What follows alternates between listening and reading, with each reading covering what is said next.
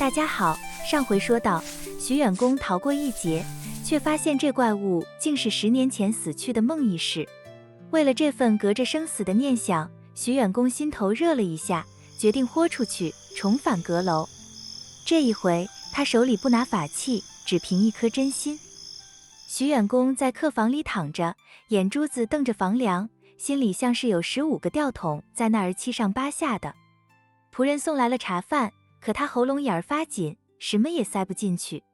他脑子里反反复复转着林夫人那句话，里头缝着他夫人的香囊。他坐起身，拍了拍脑门，心里嘀咕，原来那头怪物怕的不是符咒，是情分啊。他推开门，没让仆人跟着，自己慢悠悠地溜达到了后园子。白天的阁楼没了那股子鬼气，可看着还是招人纳闷。他走进屋，一眼就瞧见了地上那条被抓破的棉被。他蹲下身子，顺着那道口子往里摸，果然摸到一个软绵绵的小布包。隔着棉絮，他闻到了那股子味儿，干干净净的，像是一口气能把人心里的灰都给吹散了。徐远公仰起头，瞅着墙上那幅画像，拱了拱手，小声说：“孟大侠，昨儿个多有冒犯，您多担待。今儿个我回来，不为别的，就想听听您的冤屈。您要是信得过我这落魄秀才，就给个明示。”说完这话，他自嘲地笑了笑，心里想着：徐远公啊，徐远公，你这辈子跟人说了不少瞎话，今儿个跟鬼说句真心话，倒觉得心窝子暖和了不少。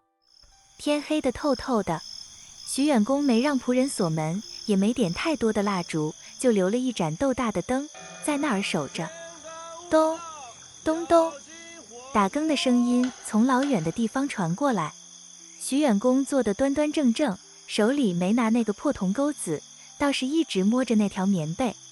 楼梯又响了，嘎吱嘎吱，那声音还是沉，可这回徐远公没想往床底下钻。那影子又出现在门口了，兽头人身，通红的眼珠子，在黑地里像2盏灯。怪物喘着粗气，铜腥味儿扑面而来，可他瞅见徐远公手里抱着那条被子，脚步慢了下来。徐远公站起身，大着胆子往前挪了2步，嗓子眼儿虽然发颤，话却说得很稳：“孟大侠，您的事儿我听说了，这香囊是您夫人的吧？您这是在想家呢？”怪物喉咙里发出一阵咕噜声，像是有千言万语被堵在了肉皮底下。他没扑上来，反而倒退了2步，伸出一只长满金纹的爪子，颤巍巍地指了指徐远公怀里那条旧棉被。徐远公一愣，心里像是明白了什么。他大着胆子，当着怪物的面，把那条沉甸甸的棉被铺在地上，顺着那股子干草香味最浓的地方摸了过去。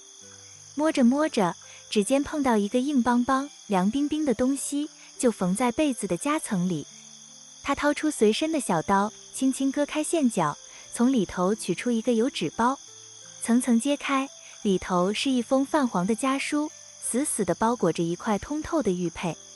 就在徐远公把这2样东西捧在手心的一刹那，身后那股子阴冷的感觉消失了，连怪物那粗重的喘气声也跟着消散了。他回头一看，哪还有什么怪物，只剩下窗外的月光，冷清清地照在空荡荡的阁楼地上。他回过头，看见怪物变了，身上的那层金色符文像是被风吹散了，那颗可怕的兽头也慢慢消失，慢慢地显出一个人的模样来。那人穿着青衫，脸色惨白，长得跟画上一模一样。他对着徐远公深深地依了一目，嘴唇动了动，虽然没出声，可那眼神里满是未了的牵挂。徐远公低头看着手里那份泛黄的信和玉佩，信封上还粘着几点陈年的旧棉絮，玉佩虽然成色不怎么好，却被那股子晒干草的香味浸透了。他瞄看了一眼信封上的字迹，心里全明白了。徐远公叹了口气，对着那渐渐淡去的身影，郑重地说：“孟大侠，我明白了。您这是不放心家里的婆娘孩子。您放心，我徐远公这辈子没干过几件正经事，这回我不为了那20两银子，也一定把这份念想给您全家送得圆圆满满的。”那青山影子的眼眶里像是流出了泪，身子越来越淡，最后像一抹月光消散在屋子里。阁楼里安静极了，只有那盏豆油灯还在那儿跳火星子。徐远公拿着那信物，心里沉甸甸的，他想起了自己的妻子，想起了那间破茅屋。他心里琢磨着，这世上的鬼哪有活人可怕？活人算计活人，鬼却只想要个归宿。第6章，尘埃落定。天刚擦亮，徐远公就揣着那封信和玉佩，大步流星地进了大厅。林大人和林夫人早已在那儿坐着，眼底下一圈黑青，显然是一宿没合眼。看见徐远公手里那叠泛黄的纸和晶莹的玉佩，林大人猛地站起身，手里的茶杯盖碰得叮当响，急声问：徐先生，这是从哪儿弄来的？徐远公把信和玉佩往桌上一搁，动手掸了掸长衫上的灰，沉声说：这是孟大侠亲手指给我的，就缝在昨儿晚上那条旧棉被的夹层里。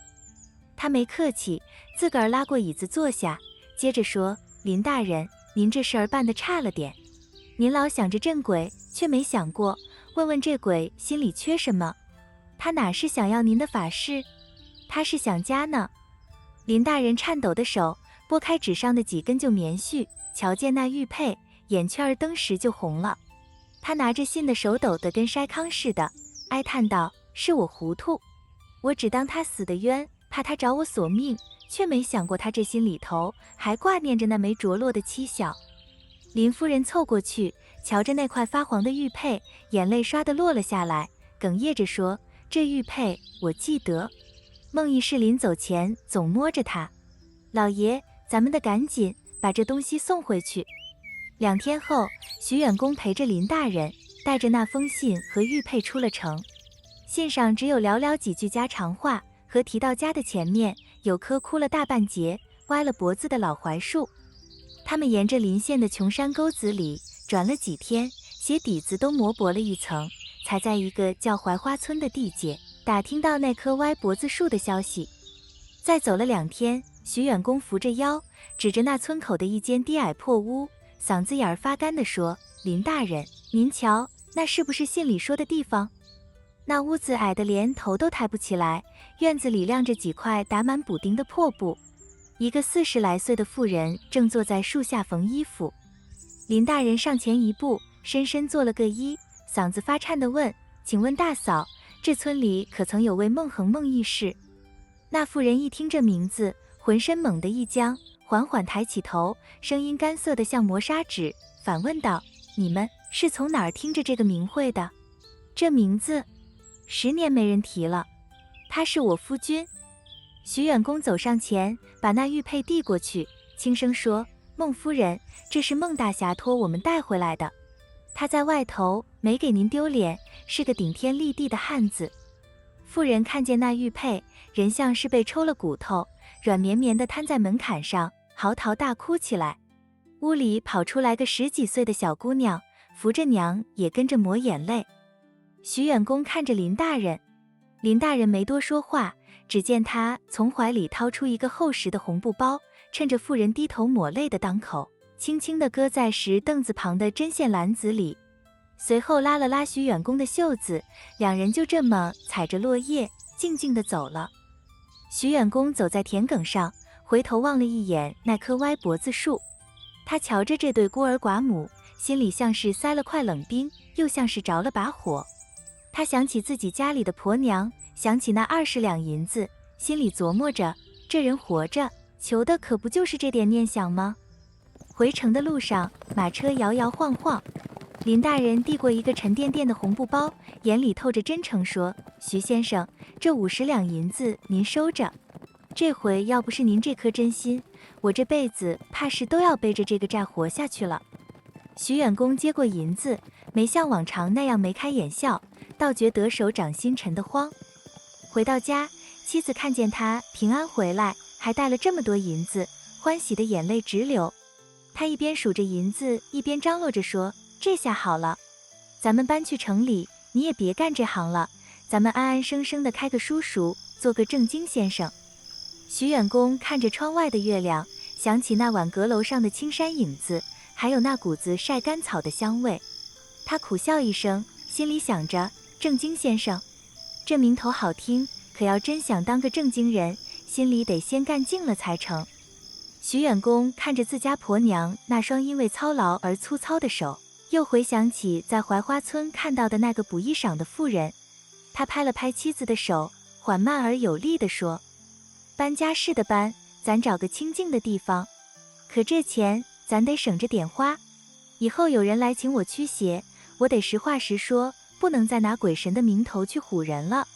我这2把刷子驱不了鬼，倒不如真的从拾起书本，去给村里的娃儿们教书，教他们认个真字。”妻子愣了愣，随即笑了，点点头。窗外月亮又圆了，徐远公坐在自家的土炕上，手心里仿佛还残留着那股干草的香味。他知道，这世上最厉害的法术不是朱砂黄纸，而是人与人之间的那点真情和信义。我说，看官们，这秀才驱怪的故事，说到底，其实不就是真心换真心的买卖吗？今天的故事就到这里，下次再相会。别走开，主题曲马上来。如果你喜欢这个故事，别忘了订阅、按赞、分享给同样爱听故事的朋友们。遇见成书店这破碎的窗，满口荒唐沿着满心的慌，穿上长衫守着腐朽的狂。